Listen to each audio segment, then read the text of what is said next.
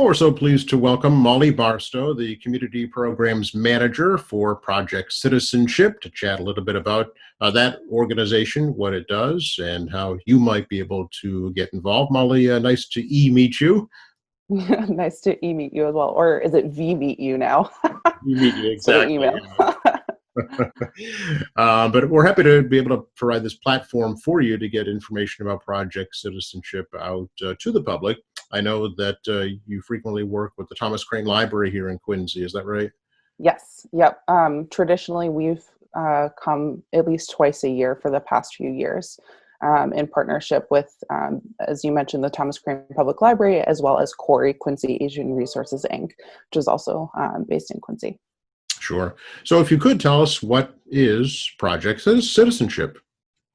Yeah, so we are a nonprofit organization. We are based in Boston, but at this point in time, especially since we're virtual, we are able to, we're kind of not limited by geography, but we assist permanent residents apply for citizenship. We've got attorneys on staff, so we're able to provide legal counsel to permanent residents, and we offer these services completely free to anyone who comes to us for assistance. And traditionally, meaning pre-coronavirus times, we hold in-person workshops kind of around the Boston area to assist permanent residents apply for citizenship. But now during the coronavirus pandemic, we are still providing this assistance, but we are doing all of it virtually. So everything is over the phone for all of our clients. Okay, so who is a permanent citizen? What are the criteria to be called a permanent citizen? So a permanent resident. So a permanent resident is someone who has their green card, which is literally a green card, as the term kind of indicates. So this is someone who has gone through a particular legal process to gain this status. There are a variety of ways to become a permanent resident, but only permanent residents then become eligible to become U.S. citizens. And there are certain eligibility criteria. I won't go over them in detail, but generally speaking, you have to be able to speak a basic level of English in order to become a citizen, though there are exceptions. So if you have questions about this, please do contact our office and we will be happy to help you navigate through this process. And there are some other eligibility criteria, but for anyone interested and who thinks that they may be eligible to become a citizen, I welcome them to give our office a call and we'll be happy to guide them through the whole process. Okay. Does a permanent resident have to become a permanent citizen? No. So a permanent resident is kind of, as the term suggests, a permanent resident of the United States, meaning that once they become a permanent resident, their status always stays permanent. So I think actually this is a concern that some folks sometimes have.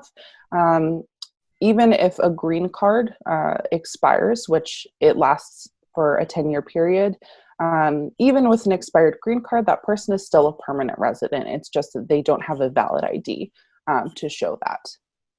Okay. So what are the benefits of becoming, a permanent citizen as opposed to a permanent resident?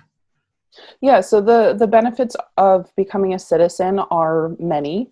So I think the most common one that folks tend to know about is that you have the right to vote. And, especially during these times when, politics is all around us, I think a lot of folks are very excited by the possibility of being able to vote. You can also run for office, for political office, that at least in the majority of circumstances wouldn't be possible for someone who is a permanent resident. Also, citizens have priority when they are petitioning for their family members to come to the United States.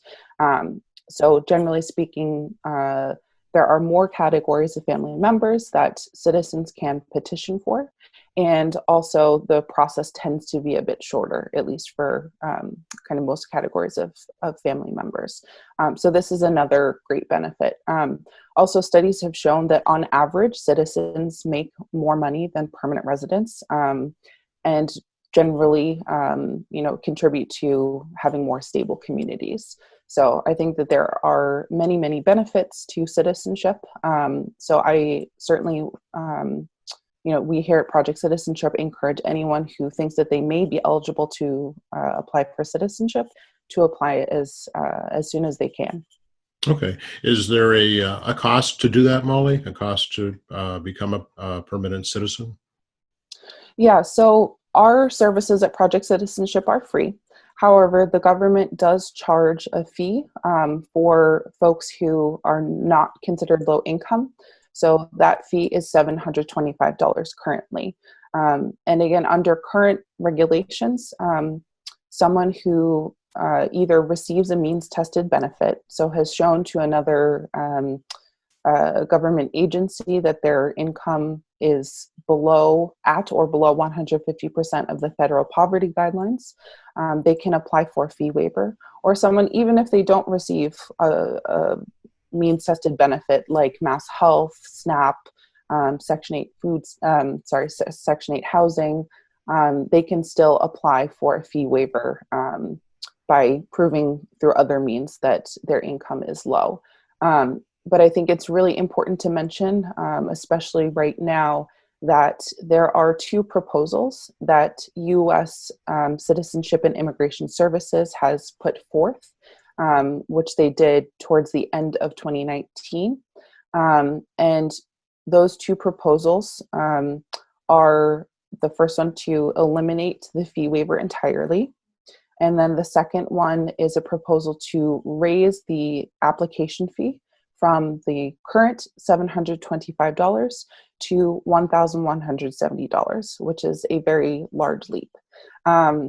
So for those two reasons, we encourage folks, again, permanent residents, green card holders who believe that they are currently eligible for citizenship to apply as soon as possible, because it could be really at any moment that USCIS announces that they will either eliminate the fee waiver entirely or raise the fee, or potentially both. So, this pertains especially to lower income permanent residents, but I think, all permanent residents would benefit from not having to pay a much, much higher fee. Yeah, that's a significant cost, even for a full-time worker who's making a decent living. That can be Yeah. a week or two paycheck for sure. Yeah. Yeah, absolutely. It's pretty astronomical thinking about the difference. I mean, already, I think that $725 is a lot of money, for anyone, and especially for folks who, maybe don't quite qualify for a fee waiver, but, whose incomes are a little bit higher. But still, that's a lot of money, right? About how long does the citizenship process take? So that is a great question. It's hard to know right now because of the pandemic. So between March 18th and June 4th, USCIS, again, U.S. Citizenship and Immigration Services, they closed their doors to all in-person services. So what this meant is that there were no longer any biometric appointments. So these are to take fingerprints, which is part of the process. Mm. There are no more interviews, and there were no more oath ceremonies during this period of time. So since June 4th, USCIS has kind of slowly been reopening its doors. Right now, USCIS is focusing its energy on oath ceremonies, so restarting those. But we have not yet seen any biometrics notifications come in for any of our clients. And we've seen very, very limited circumstances where certain re-interviews have been coming in. But basically, at this point, it may be that there's another lag of a few months. So before the coronavirus, we were seeing averages of around 6 months. There's some variance. So, some folks were able to naturalize within, say, 5 months. Some people, it took maybe 10 months, but an average of around 6. So anyway, it's hard to know, but I'd say folks should kind of expect that it may take potentially up to a year, unfortunately. Wow. Okay. So if folks had been thinking about it, now will be the time to get on it before it gets even worse, it sounds like. Yeah, absolutely. Certainly, it's beneficial to get your application in, get in line, rather than waiting even longer and potentially having a longer wait. Yeah, curious, the folks who are in citizenship process, would the fee increase or the waiver apply to them? Do you know? No. So anyone who has already submitted their citizenship application, this proposed change, if it goes into effect, will not affect them in any way. And we are presuming that USCIS will give some sort of kind of warning period where they say, they make the announcement, say that it will go into effect in potentially 30 days or 60 days or 90 days, and we'll have a period of time for folks to get their applications in before it goes into effect. So we're presuming that there will be some sort of kind of grace period, but it's unknown what that will look like. It's another reason to get the process started sooner rather than later, right? Yeah, absolutely. Yeah. I'm curious to get your take, Molly, on the Supreme Court ruling just this week regarding DACA, and how that might affect folks pursuing citizenship in the future. Yeah, that's a great question. So our organization focuses specifically on citizenship. So certainly, I think it's great that there are more potential citizens who, folks who will potentially become eligible for citizenship in the future. But we don't, we're not, we don't focus on DACA recipients specifically or those sorts of things. Okay, so you have to have a green card in order to pursue citizenship, is that right? Yes, exactly. Okay. Say you lost your green card, or for whatever reason during this unprecedented crisis that we're in, that your status is in question. What should you do? That's a great question. So anyone who has lost their green card is able to apply for a replacement green card. So we would encourage you to do that. If you have questions about this, you're more than welcome to give our office a call, and we can help direct you to the correct website where you can do this. But again, I do want to emphasize that even if you lost your green card, even if your green card is expired, you're still a permanent resident. It's more just having proof and having a valid ID that shows that. But your status has not changed. Okay. Do green card holders have social security numbers? Yes, green card holders do have social security numbers. Yep. Okay, so they are paying taxes. They're recognized. I think it's unclear. I think for a lot of people what a green card holder is. What the classification is. Yeah, absolutely. Yep. Permanent residents. They pay taxes. They have lots of responsibilities towards the United States. Absolutely. Sure. Where is your actual office? Actually, your bricks and mortar office? When you do reopen again? Yeah, so our brick and mortar office is in downtown Boston. We're actually very close to Faneuil Hall. Oh, okay. Yep. Very good. And you mentioned you do reach out into the communities. Is there anything coming up in Quincy in the foreseeable future? Unfortunately, for the foreseeable future, we presume that our services are going to continue virtually. So that makes it all the more important to call our office rather than show up at our door because you will not find anyone there for the time being, unfortunately. But we are happy to assist anyone, whether from Quincy, whether from Western Massachusetts, wherever that person may be. And we will be very happy to assist them with their application. But we do expect that, once our office is able to open again, and once we're able to have these in-person workshops again, that we will be back in Quincy. Okay. Now, do you also assist folks in obtaining their green cards or no?